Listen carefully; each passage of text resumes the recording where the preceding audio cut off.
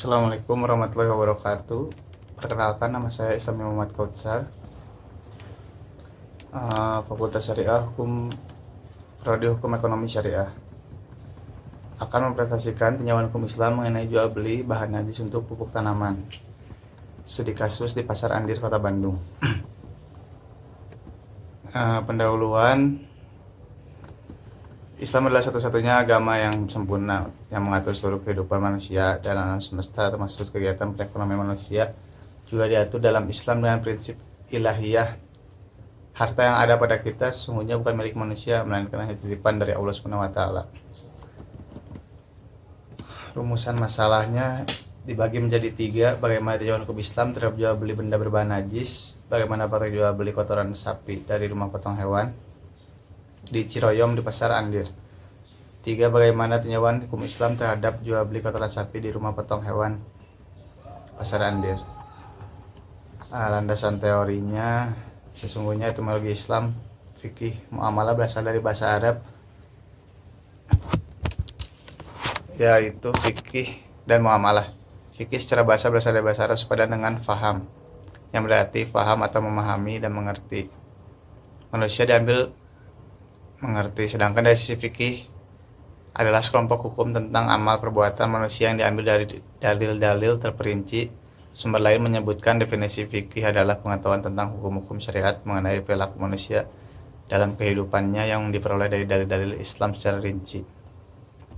Muamalah berasal dari kata amaliyah, yu'amilu, muamalan, dengan wazan fa'ala, yufa'ilu, mufa'alatan, yang artinya bermakna saling bertindak, saling berbuat, saling mengamalkan. Secara etimologis, muamalah mempunyai 2 arti, yaitu arti luas dan arti sempit. Dalam arti luas, muamalah berarti aturan-aturan hukum Allah yang mengatur manusia dalam kaitan dengan urusan duniawi, pergaulan sosial. Dan dalam arti sempit, muamalah berarti aturan Allah yang wajib ditaati, yang mengatur hubungan manusia dengan manusia dalam kaitannya dengan cara mengembangkan harta benda. Jadi muamalah adalah menyangkut perbuatan seorang hamba. Menurut pendapat lain, muamalah adalah hubungan kerja antara manusia dan yang dibina atas perikatan-perikatan dan perjanjian-perjanjian yang saling merelai demi mencapai kemaslahatan bersama. Adapun rukun jual beli, yang pertama yaitu penjual dan pembeli, kedua sigot, akad jual beli, 3 objek jual beli, dan keempat harga.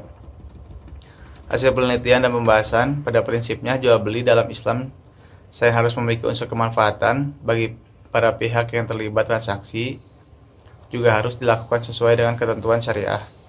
Dalam prakteknya, terkadang terdapat pelaksanaan jual beli yang secara akad sah dilakukan dan memiliki kemanfaatan baik bagi pihak penjual maupun pembeli, namun dari sisi objek jual beli masih terkandung unsur-unsur yang diharamkan. Salah satunya contoh jual beli kotoran hewan atau limbah hewan. Satu sisi kemanfaatan dari objek tersebut dapat dirasakan oleh pihak-pihak yang terlibat, seperti penjual mendapatkan untung dan pembeli mendapatkan manfaat dari kotoran hewan yang digunakan sebagai pupuk tanaman. Dari sisi lain, zat yang terkandung dalam kotoran hewan tersebut terindikasi mengandung najis yang haram untuk diperjualbelikan dan digunakan untuk pupuk tanaman. Persoalan di atas sejak terdahulu menjadi konsen perdebatan di kalangan ulama, sebagaimana yang telah diuraikan pada bab 2 mengenai pendapat para ulama baik yang memperoleh jual beli kotoran hewan maupun pendapat ulama yang mengharamkan jual beli itu. Maka penulis akan menganalisa beberapa landasan teori dan dalil yang dilakukan masing-masing pihak dalam menentukan status hukum jual beli kotoran hewan tersebut. Pendapat pertama, kebanyakan dari ulama menyatakan bahwa kotoran binatang itu najis, menyatakan haram menjual belikannya. Kesimpulannya, setelah penulis mendeskripsikan tentang fikih muamalah terhadap pelaksanaan jual beli kotoran sapi di rumah potong hewan Ciroyom, Kota Bandung, sebagaimana yang telah disebutkan dalam pembahasan sebelumnya, akhirnya dapat disimpulkan sebagai berikut. Jual beli kotoran sapi yang pada dasarnya berbahan najis untuk pupuk tanaman diperbolehkan menurut fikih muamalah. Hal ini dikarenakan najis yang melekat pada kotoran tersebut tidak menjadikan barang tersebut haram untuk diperjualbelikan, sebab bolehnya najis tersebut digunakan untuk pupuk tanaman dan tidak dikonsumsi oleh manusia secara langsung. Kedua, pelaksanaan jual beli kotoran sapi di Pasar Andir, Kota Bandung dilakukan secara konvensional seperti biasa umumnya transaksi jual beli. Ketiga, pelaksanaan jual beli kotoran sapi di Ciroyom Pasar Andi di Kota Bandung dijadikan pupuk telah sesuai dengan prinsip fikih muamalah dan sah dilakukan karena selain mengandung unsur manfaat, dalam hal ini juga najis yang melekat pada kotoran sapi tersebut tidak menjadikan barang tersebut haram diperjualbelikan. Saran, berdasarkan analisa data di lapangan dan telah disimpulkan bahwa jual beli kotoran sapi sebagai bahan pupuk tanaman dari RPH Ciroyom Pasar Andi Kota Bandung. Yang pertama, bagi pengusaha pupuk kandang hendaknya lebih memperhatikan teknik-teknik pengelolaan kotoran sapi yang dijadikan sebagai pupuk kandang secara baik dan benar sehingga meningkatkan kualitas memproduksi setiap tahunnya.